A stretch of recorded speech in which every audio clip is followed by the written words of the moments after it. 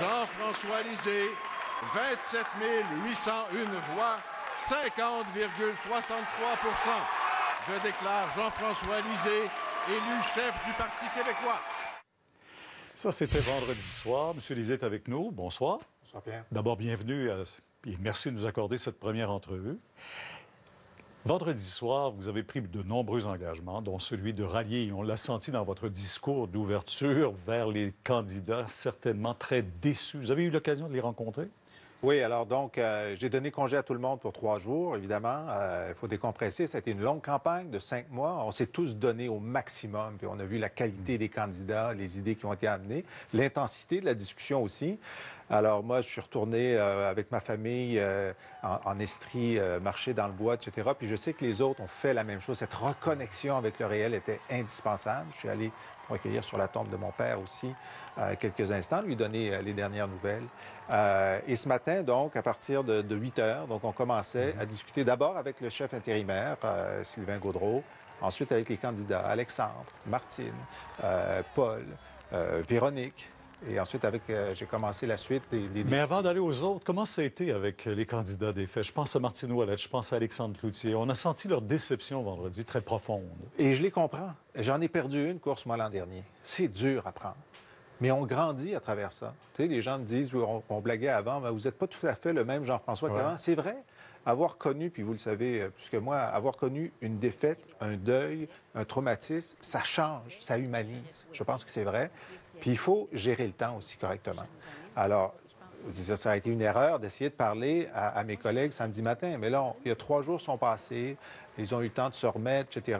Et je dois dire que les discussions étaient très positives aujourd'hui, très positives, très collaboratrices. Vous allez être capable de les garder oui, au sein de votre formation? Ah, mais c'est indispensable. C'est indispensable. Ils vont être là à la prochaine élection aussi? Ah ben, ils l'ont dit et j'ai bien l'intention qu'ils le soient.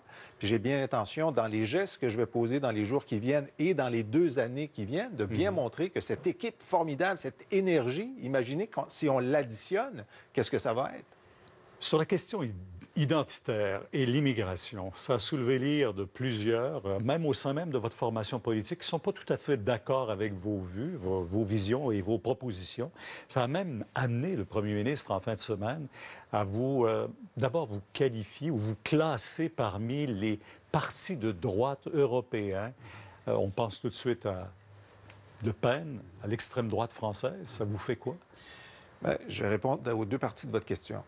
Alors d'abord, c'est vrai que sur mes positions, quelles sont-elles à la base, là? Résumons-les. Moi, je dis qu'il faut dépolitiser le nombre d'immigrants qui viennent. Je ne veux pas que ce soit Philippe Couillard ou François Legault ou moi qui désigne ça. Demandons au vérificateur général qui a déjà enquêté sur la question quel serait un seuil raisonnable pour assurer le succès de chaque néo-québécois. C'est ça qui me préoccupe, le succès de chaque néo-québécois. Ensuite, j'ai dit qu'il fallait s'organiser pour que 100 des néo-québécois apprennent le français, soit comme travailleurs qualifiés avant de venir, soit s'ils sont réfugiés une fois qu'ils arrivent. Et j'ai dit, troisièmement, comme 10 démocraties européennes, on doit avoir une discussion sur le visage découvert dans l'espace public, le voile intégral. C'est ça ma position. Maintenant, je suis d'accord, mais je l'ai dit dès vendredi, qu'entre ma position et celle d'Alexandre, par exemple, il faut trouver un point d'équilibre. Et j'ai l'intention, dans les semaines qui viennent, avec Alexandre et d'autres, de dire... possible de trouver un point? Moi, je pense qu'il y a toujours des points de passage. Il y a toujours des points de passage.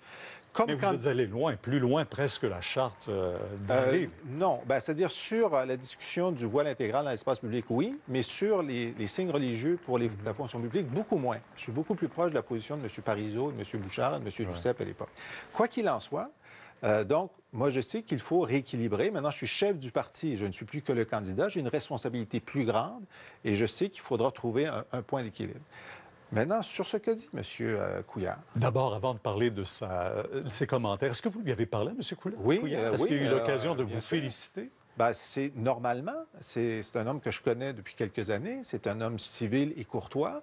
Donc, il m'a appelé samedi matin assez tôt parce que vendredi soir, avec le décalage, j'étais en Islande, c'était pas possible. On a eu une conversation très courtoise où, d'ailleurs, il m'a mentionné qu'il aimerait qu'on ait un bon ton l'un avec l'autre. Ça commence bien. Parce qu'on pouvait avoir des désaccords de fond, mais très important de respecter les personnes.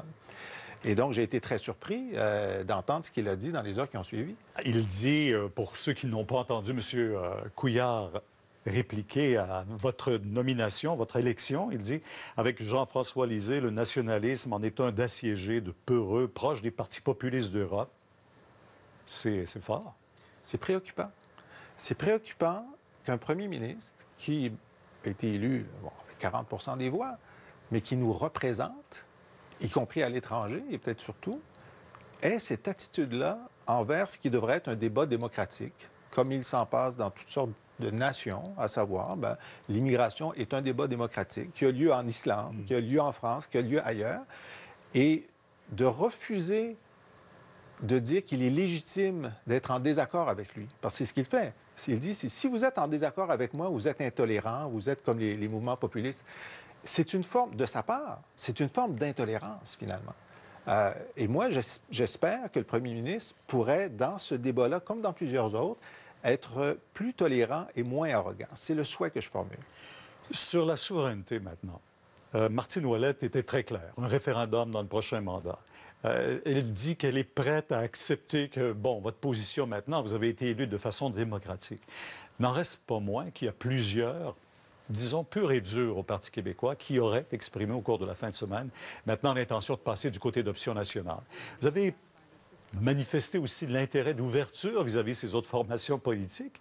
Comment vous allez réussir tout ça? Là? Parce que ça commence à être tout un mandat avec l'identité, avec la souveraineté, vraiment de ramener et de recoller tous les pots. Oui, Pierre, on n'est pas venu pour se reposer. Hein?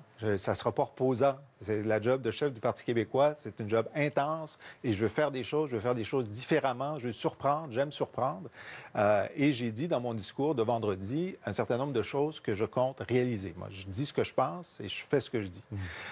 Sur l'indépendance, je pense qu'il y a un certain nombre d'indépendantistes sincères qui ont craint que si j'étais élu, j'arrête d'en parler. Mais c'est pas ce que j'ai dit. Je ne veux pas mettre la souveraineté en veilleuse, je veux la mettre en lumière. Puis je vous dis tout de suite quelque chose. L'an prochain, là, 2017, c'est le 150e anniversaire du Canada. Pensez-vous qu'on va se gêner, nous, les indépendantistes, pour dire les 150 façons qu'on s'est fait avoir pour le Canada pendant ces années-là? Alors, vous allez me voir, avec Martine, avec d'autres, parler d'indépendance à partir de maintenant, même si ça ne sera pas l'enjeu de l'élection de 2018. Bien, le parti au pouvoir prendra sans aucun doute ça comme justement un argument en disant, bien, vous voyez, ils parlent encore d'indépendance. Bien, ils le diront, mais on dit, écoutez, nous, on va parler d'indépendance parce qu'on a un objectif en 2022 de demander aux gens dans la boîte de scrutin de nous donner ce mandat-là, mais pas en 2018. Puis moi, j'ai confiance dans l'intelligence des Québécois qui savent qu'on peut marcher et mâcher de la gomme en même temps. Maintenant, pour Option nationale, vous aurez remarqué que je n'ai pas mentionné Option nationale dans mon discours vendredi parce que je suis un réaliste. Je sais que les gens d'Option nationale, que je respecte beaucoup, veulent aller à l'élection en 2018 avec 125 candidats pour proposer un référendum immédiat. Bien, s'ils sont élus, tant mieux pour eux, mais à ce moment, ils sont à 0,8 dans les sondages. Jean-Martin Hossan, qui était leur fondateur, a pris sa carte du Parti québécois. Le directeur général fondateur d'Option nationale, Florent Michelot, il est dans ma campagne. L'officier officiel, l'agent officiel fondateur, Jean-Paul Touchette, est dans ma campagne. Beaucoup de gens d'Option nationale qui sont maintenant avec nous. Il en reste à Option nationale. Je pense qu'il est impossible de faire une entente avec eux. Québec solidaire, c'est autre chose. Ils ont 3 députés. C'est une vraie force politique. Ce sont des progressistes. Et je leur dis, écoutez, la chose la plus importante en 2018, c'est de se débarrasser de ce gouvernement toxique, régressif, qui fait mal aux démunis. Mais ça divise pas le vote, un peu? Si on peut se diviser le vote si on ne fait pas une entente. C'est pourquoi je leur tends la main. Je dis, vous êtes une vraie force politique. Vous n'êtes pas seulement indépendantiste, vous êtes aussi progressiste. Essayons de ne pas nous nuire. Essayons de nuire aux libéraux. Maintenant, vous prenez l'engagement. En fait, c'est votre mission que vous vous donnez de battre les libéraux à la prochaine élection. C'est un gros mandat que vous avez. Certains pensent que ce sera très difficile à réaliser avec la CAQ. Comment vous voyez toute cette division maintenant avec 3 formations politiques? C'est plus difficile. Oui. Alors, je fais une énorme distinction. Alors, avec Québec solidaire, j'aimerais qu'on s'entende et qu'on s'aide. Il n'est pas question de faire une entente avec la CAQ. C'est François Legault a un parti, c'est sa dernière chance de devenir premier ministre. Il n'est pas parlable. Bon. Et de toute façon, on a des divergences tellement profondes. Ce qui m'intéresse, ce sont les électeurs de la CAQ. Alors, je dis, écoutez, Énergie Est, sur ce pipeline, la CAQ est pour, nous, on est contre. la francisation des entreprises de 25 à 50 employés, qui est le lieu le plus important pour empêcher l'anglicisation. La CAQ est contre, nous, on est pour, et on a plusieurs sujets de différence. Et je suis sûr que l'équipe que nous, on va présenter de gouvernement va être de loin supérieure à celle de la CAQ. À chaque fois qu'ils ont quelqu'un de compétent, ils se le font voler par les libéraux. En terminant, on dit souvent, plusieurs ont dit, le Parti québécois, c'est le parti d'une génération. La génération des baby boomers, dont vous êtes, dont vous faites partie. Oui. Non, mais les jeunes font défaut beaucoup au Parti québécois présentement. Des Martine Ouellette, Alexandre Cloutier, les gens vont dire, est-ce que les gens ne diront pas, encore une fois, les baby boomers ne veulent même pas céder cette formation politique? Écoutez, moi, René Lévesque, pour qui j'ai un énorme respect, je l'ai rencontré la première fois, j'étais au cégep. Lui était chef du Parti québécois, moi, j'étais au cégep. On n'est pas de la même génération. Et Paul Saint-Pierre Plamondon montre aussi qu'on a un pied extraordinaire dans une génération encore plus jeune. C'est vrai que c'est un défi, mais j'entends le relever, ce défi-là. Et une des façons d'être proche d'une nouvelle génération, c'est de correctement refléter leur sensibilité. Alors, un gouvernement du Parti québécois et un Parti québécois résolument environnementaliste, contre les paradis fiscaux, contre les inégalités de revenus, ouvert sur le monde, parce que je propose de faire cette Agence québécoise de solidarité internationale, ce sont des façons de dire, regardez, nous reflétons vos valeurs parce que ce sont les nôtres.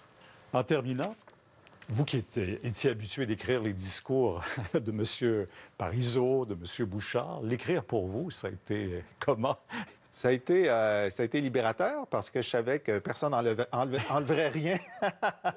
Parce que vous savez, dans la négociation du discours avec le décideur, ça, c'est pas, j'aime pas cette formule. Bon, alors que moi, je l'ai écrit, je l'ai relu, je l'ai fait lire à ma principale collaboratrice. Puis essentiellement, j'ai dit mot à mot ce que je voulais dire.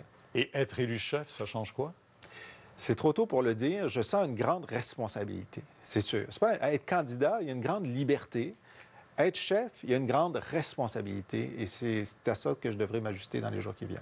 On aura l'occasion certainement en cours, parce que la campagne électorale va venir vite, hein? Ça vient vite. Elle est déjà commencée, d'après ce que je vois. Ah oui? Oui. On aura l'occasion d'en parler, certainement. Merci, au revoir.